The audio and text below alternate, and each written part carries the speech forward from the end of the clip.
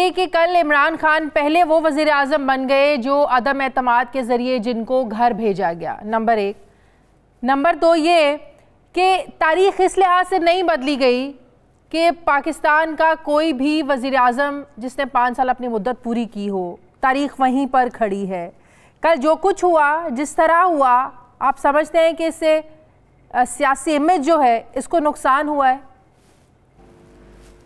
शुक्रिया शादिया, बिल्कुल हुआ है। देखिए, बहुत बेहतर होता कि अगर ये इमरान खान की हुकूमत अपने 5 साल पूरे करती, और करना चाहिए था मेरे नुक्ते नज़र से।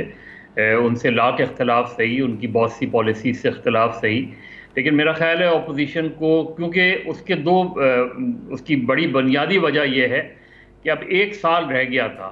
आपने पिछले 3-3.5 साल अपोजिशन ने बहुत कोशिश की थी, उसमें भी ये बड़े सवाल उठते हैं कि जिस तरीके से चेयरमैन सेनेट के ख़िलाफ़ ख़ास तौर पे जब तहरीक अदम एतमाद आ रही थी, तो किस तरीके से उनके सेनेटर्स को जो है अगेन वही बात कहेंगे कि उनके सेनेटर्स मेजॉरिटी में थे, लेकिन खड़े हुए तो माइनॉरिटी में बदला गया। और उस वक्त वज़ीर आज़म इमरान खान और इनकी पार्टी का कोई मौक़िफ़ नहीं था हॉर्स ट्रेडिंग के हवाले से, बिल्कुल खामोशी छाई हुई थी।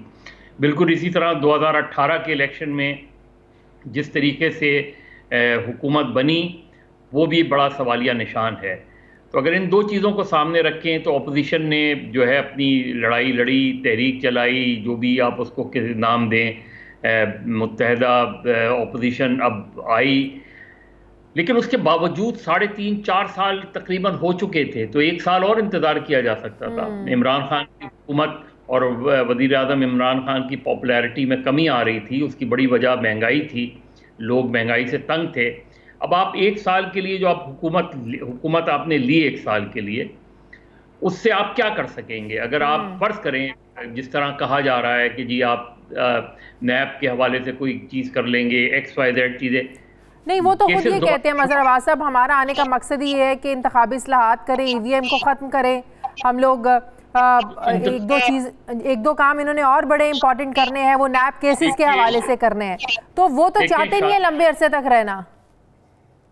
शादिया, इंतखाबी रिफॉर्म्स तो आप उस वक्त भी कर सकते थे जब आप पार्लियामेंट में थे, जब जो है हुकूमत भी थी, दोनों फिर इसके जिम्मेदार है ना कि इलेक्टोरल रिफॉर्म्स आप 3.5 साल में नहीं कर सके, इसलिए कि एक तरफ PTI की गवर्नमेंट जो है वो किसी और नहज पे चल रही थी, दूसरी अपोजिशन जो है। तो जब हम बातचीत नहीं करेंगे, हमेशा एक ब्रीफ पीरियड के लिए आके ये सारी चीज़ें हमको क्यों याद आती हैं? मैं फिर भी कहूँगा कि आपने जाना चाहिए था, आप कोशिश करते कि इलेक्टोरल रिफॉर्म्स करते। अब ये होगा कि आप करेंगे तो PTI नहीं मानेगी, तो जब तक कंसेंसस नहीं बनेगा तो कभी भी कोई चीज़ बेहतर नहीं होगी, तो मेरे नुक्ते नज़र से। लेकिन जो कुछ पिछले चंद दिनों में या पिछले 1 माह में हुआ, उसकी जिम्मेदारी फिर इमरान खान साहब को इसलिए लेनी पड़ेगी कि वोट ऑफ नो कॉन्फिडेंस आई, उसके जो भी रीजंस हैं, फिर उनके नुक्ता नज़र से एक रीज़न उन्होंने ये दिया कि जी एक मुरासला उनके हाथ लगा, जिस पे पूरा एक बयानिया बिल्ड हुआ कि जी इस मुरासले, ये ख़तरनाक मुरासला है, एक बैनुल अक़वामी साजिश है इमरान खान की हुकूमत को ख़त्म करने के लिए। और उस पर फिर ज़ाहिर है नेशनल डिफेंस कमेटी का एक वो सामने आया, मौक़िफ़ सामने आया, एलामिया सामने आया। लेकिन इस 1 महीने के अरसे में हमने देखा कि ना कोई इंटरनेशनल, ना कोई इंक्वायरी ट्राइब्यूनल बना, ना कोई केस रजिस्टर हुआ, ना कोई एतराज़ दाखिल हुआ। एतराज़ दाखिल भी हुआ तो उस वक्त जब वोटिंग का दिन था 3 अप्रैल को, वरना जिस दिन नॉमिनेशन, जिस दिन इसके ऊपर मौक़िफ़ वो आना चाहिए था, उस दिन मौक़िफ़ नहीं आया, यानी 28 मार्च को। तो अगर हम इस पूरे में, और फिर जो 9 अप्रैल को हुआ, 9 अप्रैल को पूरे दिन, जब एक सुप्रीम कोर्ट का ऑर्डर है, सही है गलत है, आप उस पर 2 राय हो सकती है, लेकिन ये चीज़ देखने की ज़रूरत है कि हालात तहरीक इंसाफ के यहाँ तक पहुँचे क्यों? आपको नहीं लगता कि वज़ीर आज़म अपनी पार्टी के अंदर कुछ ऐसे मसाइल जिनका अदराक जिनके बारे में करने में नाकाम रहे, मतलब कि शायद वो एक्सपेक्ट नहीं कर रहे थे कि तरीन ग्रुप इस हद तक चला जाएगा, वो एक्सपेक्ट नहीं कर रहे थे कि अलीम खान ग्रुप इस हद तक चला जाएगा, फिर जो मुनहरिफ अरकान सेंटर से इनके सामने आए, शायद उनको इसके बारे में भी एक्सपेक्टेशंस नहीं थी, या उनको सही गाइड नहीं किया जा रहा था, जिसके बारे में कहते हैं ना कि अगर आपको कुछ हालात ख़राब नज़र आ रहे हो आप उसको ठीक करने की कोशिश करें। शायद प्राइम मिनिस्टर की सोच को वहां तक जाने ही नहीं दिया गया कि हालात यहां तक खराब हो सकते हैं। देखिए, पार्टी के अंदर तो जो इख्तलाफात थे, जो इख्तलाफात हैं, जो इख्तलाफात रहेंगे, उसको तहरीक इंसाफ या इमरान खान साहब उसको सॉर्ट आउट नहीं कर पाए, उसमें उनको नाकामी हुई। हाँ। और जिसके नताइज इनको भुगतने पड़े, बाई इलेक्शन में भुगतने पड़े, खैबर पख्तूनख्वा में बल्दियाती इलेक्शन के पहले फेज़ में भुगतने पड़े। आज भी वो कराची से खैबर चले जाएं तो तहरीक इंसाफ में कई कई ग्रुप्स बने हुए हैं। ग्रुप्स होना कोई बुरी बात नहीं होती, लेकिन उसको फिर सॉर्ट आउट किया जाता है। तहरीक इंसाफ की जो पूरी तंजीम है वो इस वक्त तहलील है। आपने उसको दोबारा फिर एक बनाया, असद उमर साहब को जो है जिम्मेदारी दी। ये सारी चीज़ें इमरान खान साहब को अब एड्रेस करनी पड़ेगी। सिर्फ बयानिए की बुनियाद पर आप इलेक्शन नहीं जीतते, सिर्फ एक स्ट्रॉन्ग बयानिए की बुनियाद पे आप इलेक्शन नहीं जीतते। इलेक्शन के और भी वो होते हैं, और सबसे इम्पॉर्टेंट चीज़ जो होती है वो तंजीम होती है। तो तहरीक इंसाफ की तंजीम बहुत कमज़ोर रही है और उसके नुकसानात उठाए हैं। जहाँ का इत्तेहादियों का ताल्लुक है, इत्तेहादियों को आप क्यों नहीं मुतमईन कर सके?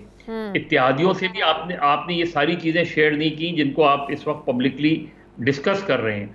तो इत्तेहादी आपके साथ नहीं रहे, मुनर्रफीन को हटा भी दें तो मुनर्रफीन के बगैर ही अदम एतमाद की तहरीक कामयाब हो गई। तो अगर आपके साथ इत्तेहादी होते तो ये अदम एतमाद की तहरीक कामयाब नहीं हो पाती, मुश्किल पेश आती, कानूनी नुक्ते खड़े हो जाते।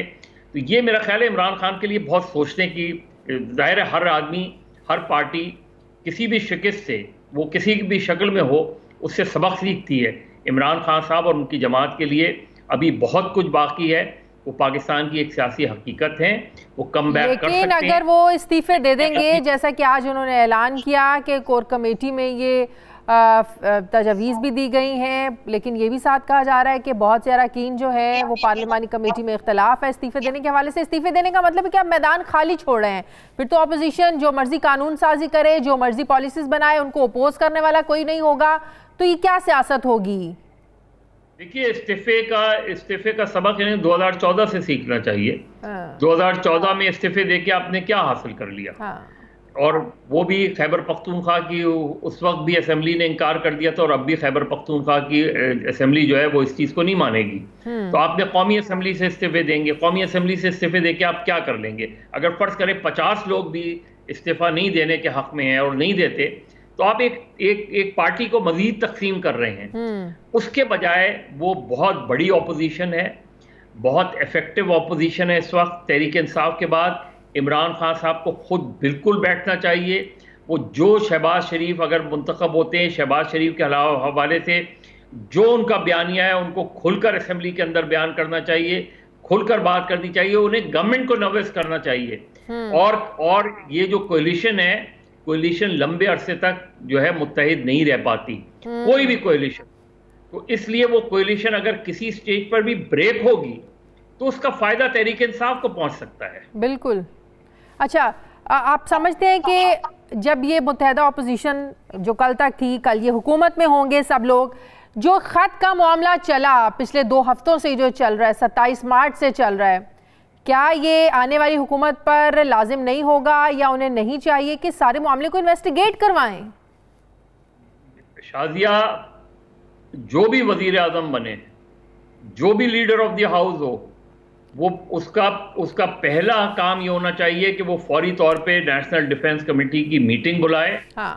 उस मीटिंग के सामने ये प्रपोजल रखे कि एक हाई पावर्ड ट्राइब्यूनल तश्कील दिया जाए जो इसकी पूरी तहकीक करे, इंडिपेंडेंटली तहकीक करे। बिल्कुल। और इसको मालूम करे कि इसके हकायक क्या हैं, ताकि वो चीज़, वो नैरेटिव जो इमरान खान बिल्ड कर रहे हैं, अगर वो दुरुस्त है तो उसके हवाले से फैसला करें। बिल्कुल। और अगर गलत है तो दोनों सूरतों में लोगों के सामने वो चीज़ आनी चाहिए कि इसकी हकीकत क्या है।